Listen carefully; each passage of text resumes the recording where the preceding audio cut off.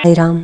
मैं साई पूजा चैनल से उषा जोशी आज आपके समक्ष फिर प्रस्तुत हुई हूँ बाबा का एक रात्रि संदेश लेके।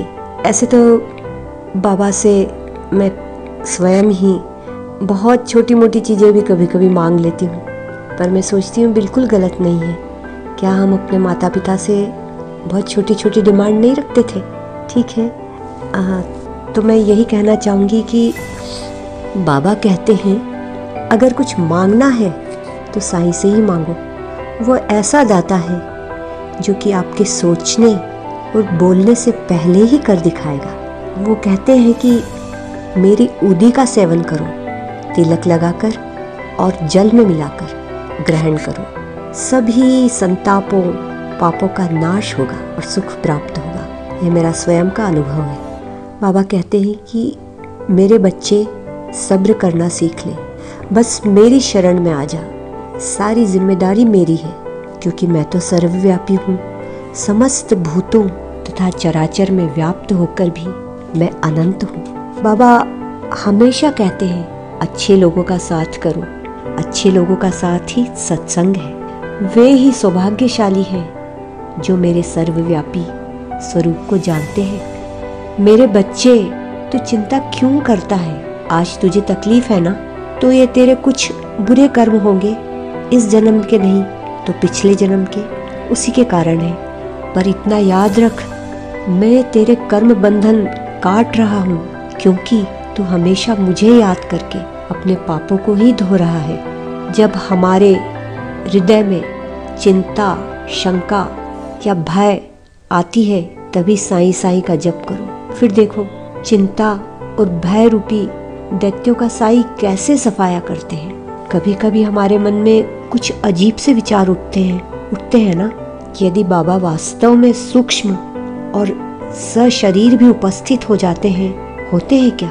हाँ बिल्कुल। जब भी हम कठिनाई में होते हैं, बाबा सूक्ष्म शरीर से या किसी न किसी मनुष्य के रूप में आकर आपकी सहायता कर जाते हैं और हम हैरान रह जाते हैं कि यह कैसे हुआ। मेरा अपना स्वयं का अनुभव है। मुझे पैसों की सख्त ज़रूरत थी क्योंकि मेरे बहुत ही निकट के रिश्तेदार के घर में विवाह कार्यक्रम था और आप विश्वास नहीं मानेंगे, एक ऐसे शख्स ने मुझे 18,000 रुपये दे दिए जो कि मेरे बहुत निकट के ही रिश्तेदार थे, और यह कहकर कि ये मेरी तरफ से गिफ्ट है, तुम ले लो और अब इनको लौटाना मत। और मैं बाबा से रोज़ बाबा के मंदिर में जाकर, अपने घर के मंदिर में जाकर रोज़ बाबा से यही कहती थी, बाबा पैसे नहीं हैं, मैं रिश्तेदारी में कैसे लेन देन कर पाऊँगी? मुझे अपने लिए भी कुछ वस्त्र कुछ लेना है तो मैं कहाँ से लाऊंगी? ये मानव स्वभाव ही है। हम कहीं भी जाते हैं तो हमें लगता है कि थोड़ा व्यवस्थित होकर जाए। तो ठीक मेरे मन में भी यही विचार चल रहे थे। अब आप लोग बोलोगे ना कि अरे ये कैसे 18,000 रुपये आ गए? मुझे स्वयं विश्वास नहीं हो रहा है। जो व्यक्ति इसके लिए पैसा ही अहम था उसने मुझे दे दिए। तो मैं तो यही कहूँगी कि बाबा टेढ़े से टेढ़े और कठोर से कठोर व्यक्ति को भी सीधा और मक्खन जैसा मुलायम बना देते हैं। एक बार बाबा से कह के तो देखो। बाबा ने कहा है तुम जो भी कुछ करते हो, जहाँ भी हो, याद रखो मुझे इस बात का हमेशा ज्ञान रहता है। अभी आपको मैं बातें कर रही हूँ आपके साथ, पर मेरा दिल, मेरी आंखें बाबा की इस मदद से भर रही है। अपने मन को व्यक्त नहीं कर पा रही हूँ कि मेरे बाबा कितने महान हैं। मेरे माता पिता लौकिक माता पिता से भी ज़्यादा महान है। कितना मेरा ध्यान रखते हैं। यदि बाबा को निर्मल हृदय से पुकारो, वे हर दिन आपके समक्ष छोटी मोटी लीलाएं आकर तो करते ही हैं। वे उसी क्षण मदद के लिए दौड़े चले आते हैं। मेरा अनुभव है। एक और अनुभव सुना रही हूँ मैं आपको। मुझे अक्सर एक मेन रोड पार करके और सड़क के सामने की तरफ पार जाना पड़ता है। बस जैसे ही क्रॉसिंग आता है मैं बाबा से कहती हूँ, बाबा प्लीज़ ट्रैफिक रोक दीजिए, क्योंकि वहाँ से इतने वाहन एक के पीछे एक गुजरते हैं कि 10 मिनट तक भी वो क्रॉसिंग क्लियर नहीं हो पाता है। और आप विश्वास मानिए, जब मैं क्रॉस करती हूँ पूरा रास्ता साफ हो जाता है, जैसे कर्फ्यू के समय सड़क पर कैसा सन्नाटा रहता है, और मैं आराम से पार कर लेती हूँ। ये अनुभव मैंने अपने रिश्तेदारों को भी दिखाए।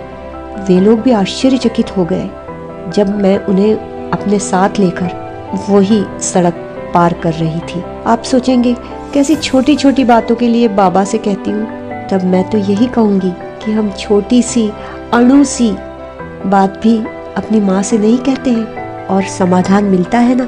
तो साईं तो हमारी माँ है।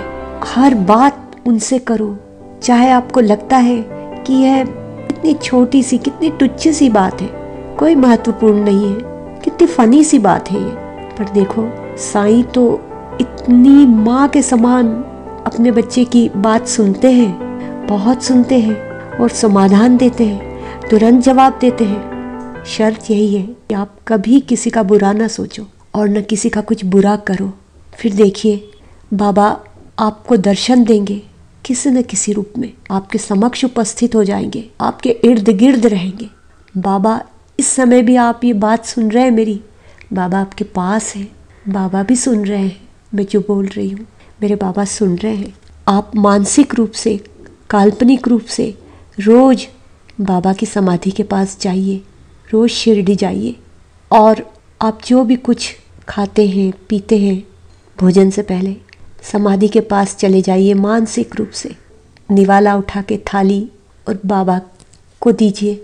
बाबा इतना लंबा अपनी प्रतिमा में से हाथ करके और वो आपका निवाला ले लेंगे और खाएंगे, आपका हृदय गदगद हो जाएगा।